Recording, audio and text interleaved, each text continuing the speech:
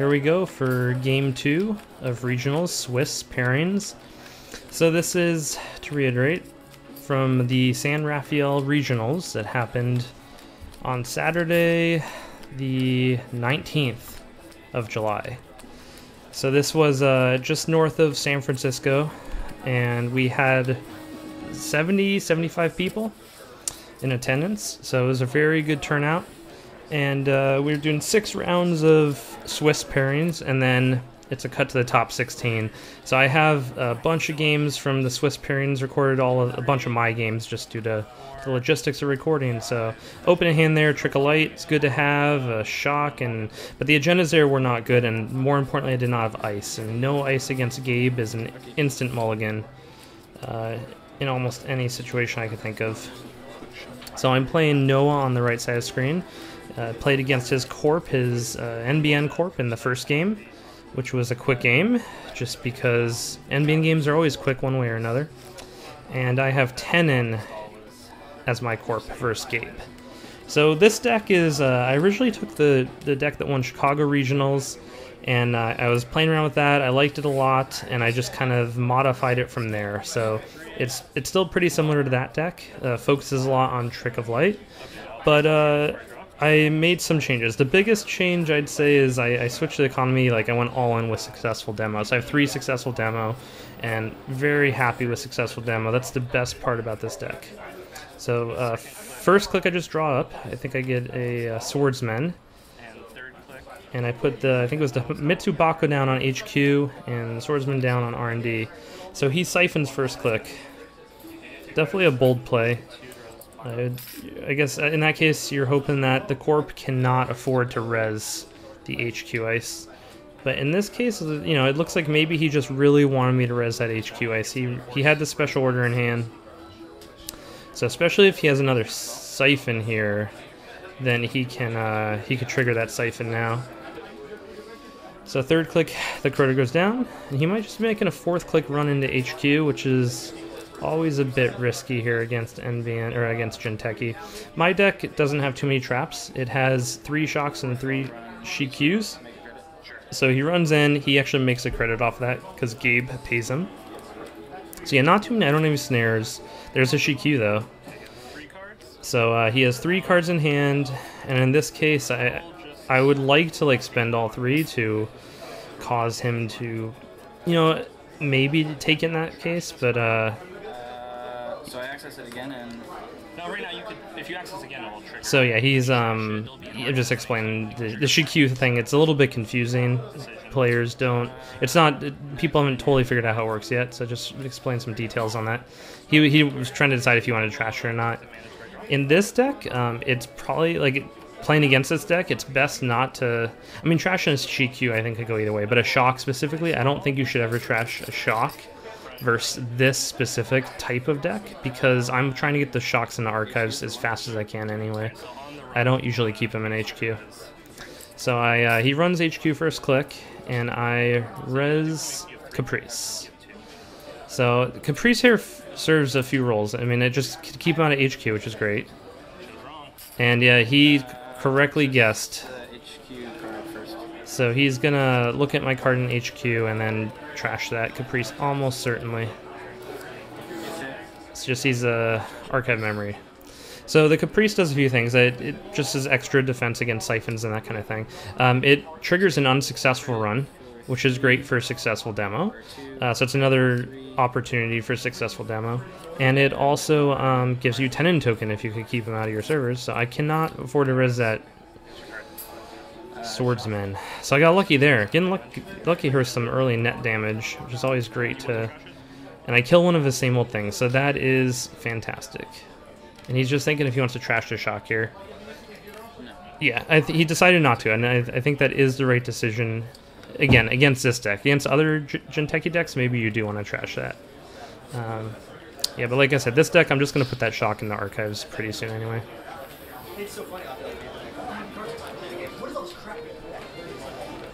So at this point, we're both pretty poor.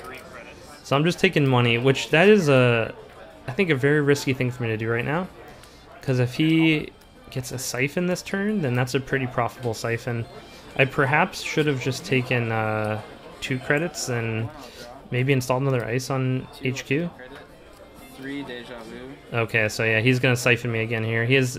So I haven't seen deja vus in a criminal deck in a long time, but man, I'll tell you, Noah definitely used them to good effect against me. So that is the 2nd siphon of the game, the first successful siphon. So we'll be able to track those with the tags, because I could kind of tell you already there's going to be a lot of siphons in this game. And I do not have any ice in hand, so that last turn I couldn't 3 credits, and I'll discard a card. Couldn't defend against that siphon if I wanted to. So last turn I didn't really have any options. I didn't have any ice to install. I could have drawn cards, but then I maybe would have had to discard, and I have good cards I want to keep. One of the problems, and this deck was kind of a problem, I think the Corp deck was definitely my weak point in this tournament. So I spend my money to res a Swordsman, just start doing some net damage. So maybe hit something good. Planned Assault, that's another siphon. So he gets a clone retirement. That's pretty devastating for my deck. Especially against Gabe here, where he can now run onto HQ and just get 2 money now for that run. Run R&D. So he's going R&D again. Killing a Dirty Laundry, so he's a Grim. So I don't really want to res this Grim anymore. I like to, you know, res Grim and then clone retirement to clean up the bad pub, obviously, but... I will take a credit install. But I really need to defend against future siphons, even if that defense means investing my money into a Grim rather than letting him take it from the siphon. So I'm scrambling a little bit here. My economy has just been blown away in the early game. His economy is pretty up there, and a bad pub, and no ice to defend these agendas. So it's not looking good so far. I have looks like a Philotic in hand, and a Brain Trust, but no Tenon tokens so far. No advancement tokens either. No Ice Wall. So this is a very poor start for me so far.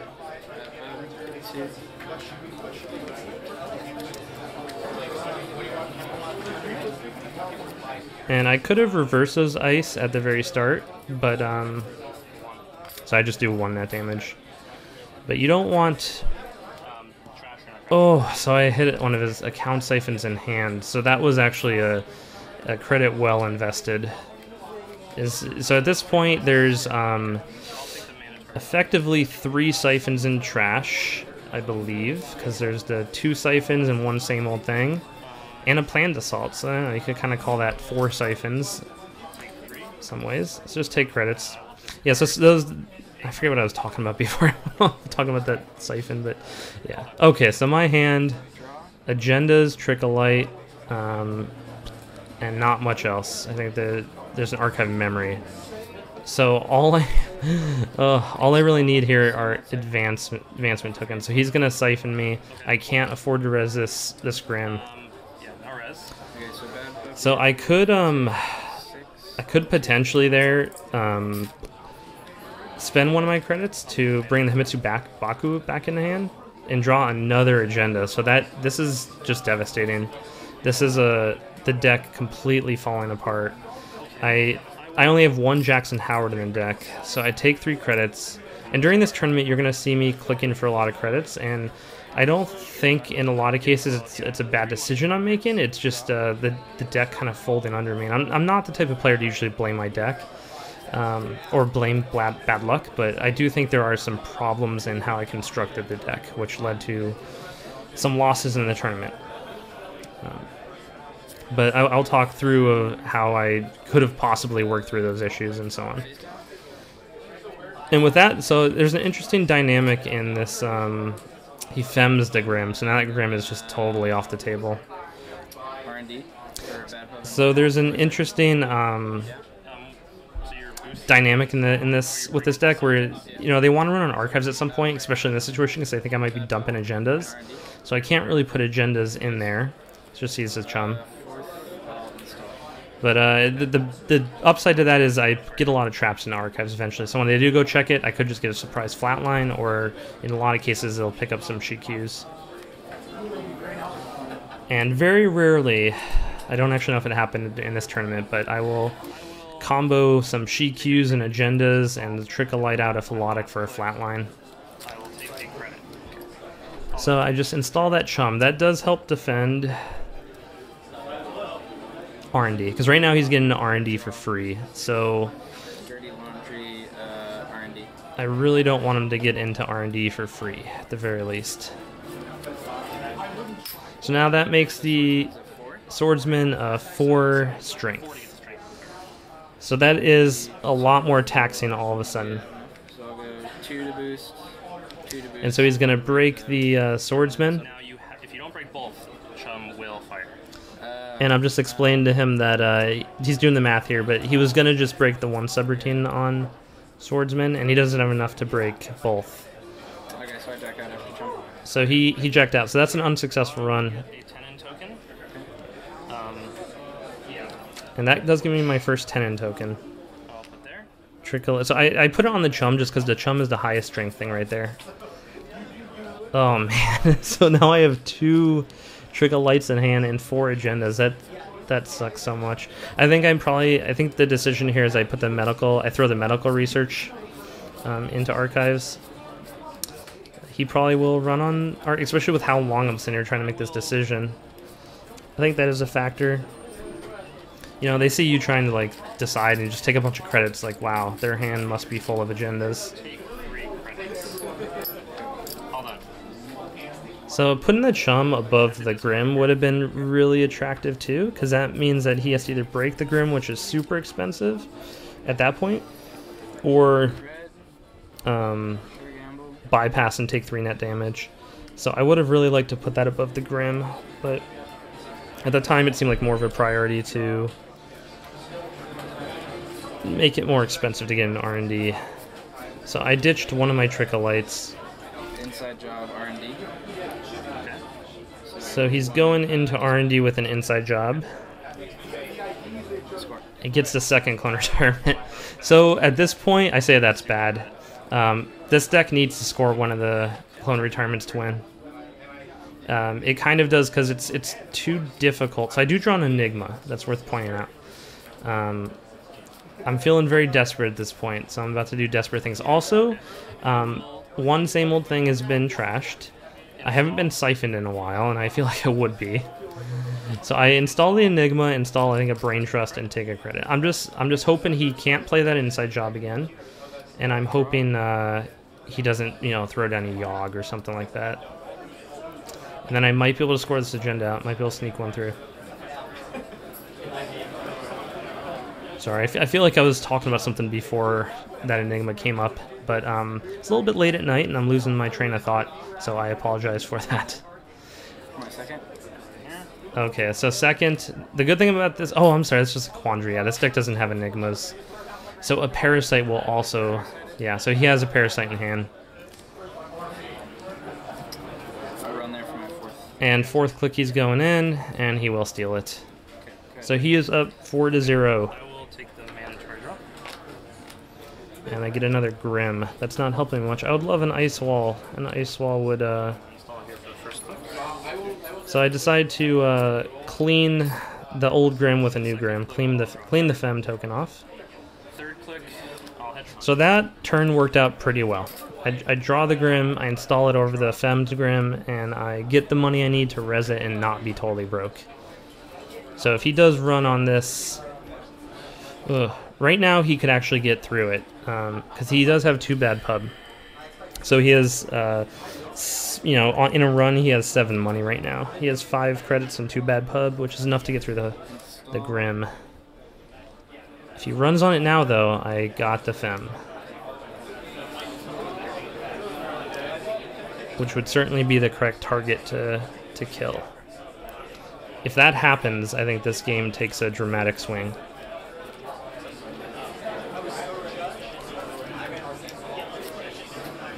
Install. Oh, he puts a fairy down. And It's like, yeah, criminals do have fairies still. So I'm trying to decide. He's gonna pull an agenda here, and the choices are Brain Trust, Medical Research, Philotic, or Trick of Light. So I do res to Grim. I don't want him to get in multiple times, so I might as well invest. 2, 3. So he uses the fairy to get through. 1. Okay. Mitsubaku, and then get some money for being Gabe, and he's probably going to pull an agenda here. I want the Philotic. If I get the Philotic, I have a shot at winning this game. And he takes the Philotic. So that right there, I'm trying to play it cool, but I'm very discouraged. So I finally draw the first successful demo. The econ in this deck is 3 hedge funds and 3 successful demo. I think that's it.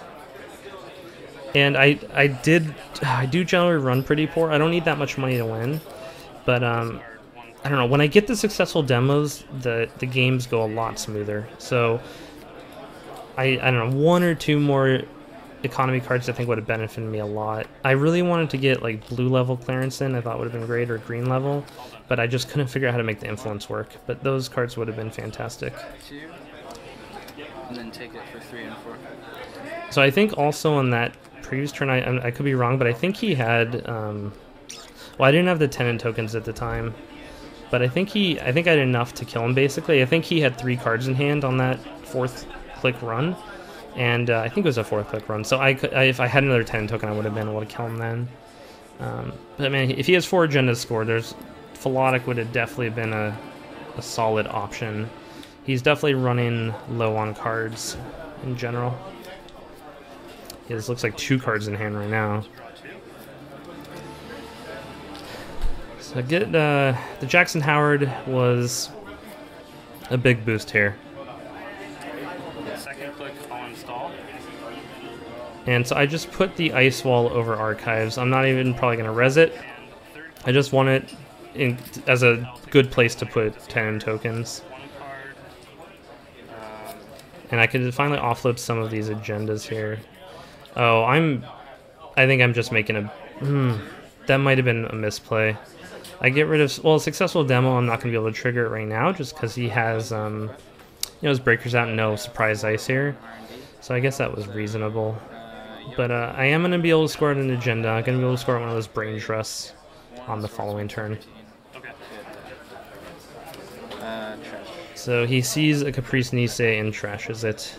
So he has pretty good control over R&D at this point. So even if I score out that brain trust, he could just keep sniping agendas from R&D. He only needs to score 1 more agenda to win. Luckily, I know where many agendas are at this point. But there's still about, almost half in R&D. Take 2 credits and install. So I put an Eli over R&D to try and make that more taxing. The whole turn was just installing that Eli. I took 2 credits first. Take 2 for my first.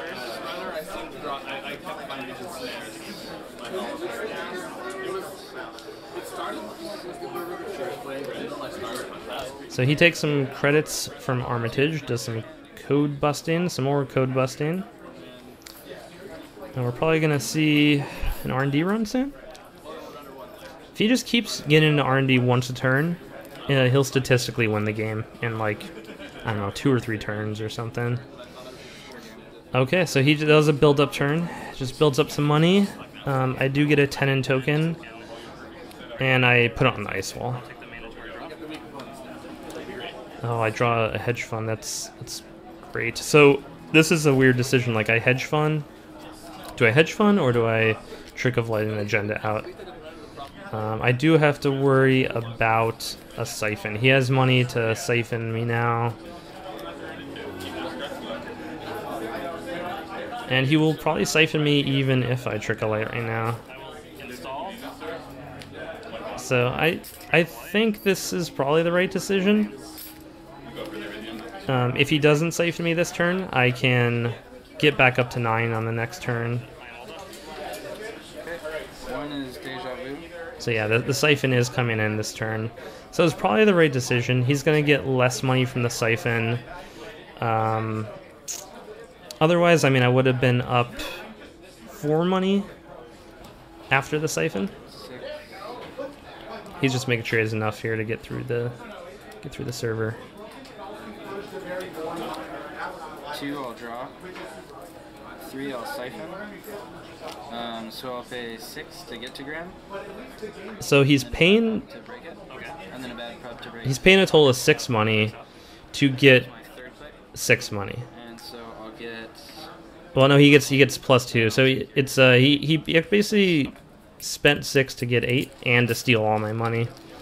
So And then I'll run R&D. that's probably worth it, considering he's also going to get basically a free R&D access here too. So I'll go Chum, and then bad prep. It costs a bad data sucker. He gets a data sucker, and so Shiku and R&D doesn't do anything. So he could trash it if he wants. Keep it. Go ahead. So it wasn't a super profitable siphon, but I think it did the trick, because I would have been able to res that Eli. So he got a sort of a free R&D access off of that. 2, 3. He puts so Desperado at this point in the game I pretty rarely put down myself, and just never seems worth it. But he's got really good control this game. There's not another token down where I could trick a light on this next turn. Even if I did, I would go broke, and he still has really cheap access to R&D. So now he's running R&D, and I think the right decision is definitely to res the Eli here. Could at least, I just need to make these runs taxing, and I don't res. The reason I don't res is because I wanted to res that. I wanted to use the hedge fund on my next turn. I see another hedge fund. I think that was probably a mistake. I don't know. If he siphons me now, I think that was a mistake. If he doesn't, if he like runs R&D now, that was it worked out great. I think his deck definitely has 2 deja vus. I think it might even have 3, and 3 same old things. So there's been here's another siphon coming in. So yeah, I think that was I don't know, I think that was probably a mistake then. Siphon for my 3rd. Okay. So Graham's going to cost 6 to get to strength, then 1. So he spends all his money again. This time he's getting the full 12 back. I get 13. So he doubles his money there. Oh, 13, yeah, because of the Desperado. So he more than doubles his money there. I guess you take into account the deja vu. But more importantly, he just suppresses my economy. Archives. Oh, so he's running archives on his 4th click. I don't think there's. I might use the Jackson to pull agendas back actually, but yeah, I think there's 3 agendas in there. So this part's gonna work out pretty well for me. He's gonna hit some traps for sure. I jack out. Okay. So he's jacking out before hitting the traps. Which, that part's good. That's an unsuccessful run. Is that your last click? So if I do draw into a successful demo, that'll be money. They were all face downs? These are, yeah, they were all face downs. That's 3 actually. So in terms of path to victory here, well, I need him to stop siphoning me. I need to exhaust his siphon somehow. So there's a Caprice Nisi, that'll help. So I could take a credit, hedge fund, and install Caprice Nisi. I think that's definitely the right play here. Yeah, that's what's happening. And it's just a matter, I think it goes over. I will advance that card. Okay, no, I'm thinking more about scoring an agenda out. I could res the Eli now. If he siphons me, then I should have definitely put the Caprice down. So he's going to R&D. I could at least make this really expensive. Okay, I'll pay that 2. And by really expensive, I mean 3 credits. 1 for swordsman. So, not that expensive, but considering his economy is siphon, and I think he's running out of siphon. So those Shiqs keep coming up in R&D. Oh, we're not triggering this, I hope.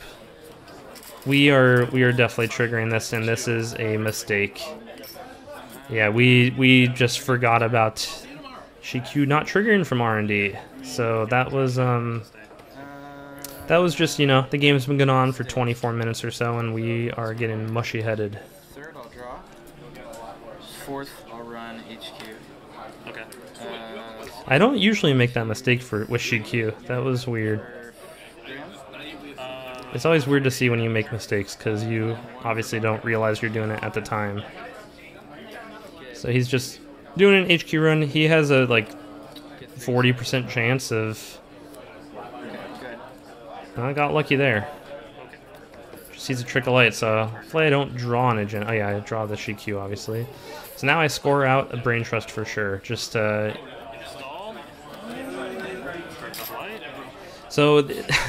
the problem at this point is I've used 2 trick of lights. I've thrown away at least 1 archive memory.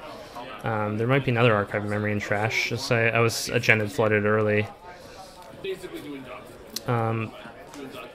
So to win at this point, I mean, I'm just so many turns away. I gotta, all the brain trusts are scored, the philodics scored, no medical research is scored, and I don't have any clone retirements, and he has all his breakers out, and I don't have ice. So I have no chance of scoring out in a remote. The deck's not even really set up for that, which I think is a flaw in the deck. It's really hard to score out in a remote in this deck, which even in a fast advanced deck, I'd like to have that option. Swordsman. So he's just running to go see the top of R&D. Just hoping to pull an agenda. Sees a quandary. Yeah, so at this point, I honestly don't think there's a way I could win this game. I have no remote play.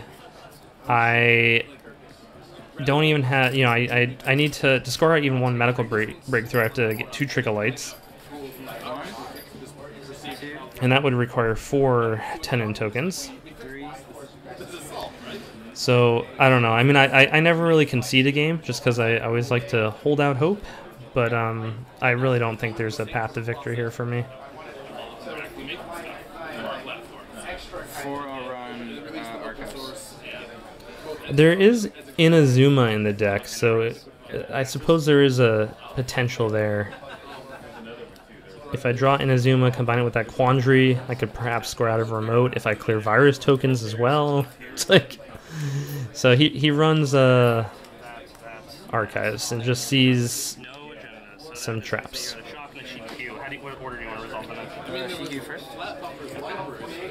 At this point in the game, he has all his breakers down. I get the feeling he's not gonna take that negative point. 1 negative point is also not gonna make a difference, because I only have 2 1-pointers in the deck.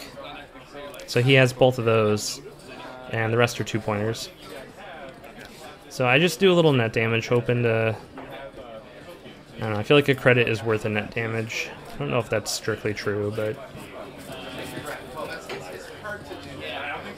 it felt like the right thing to do at the time.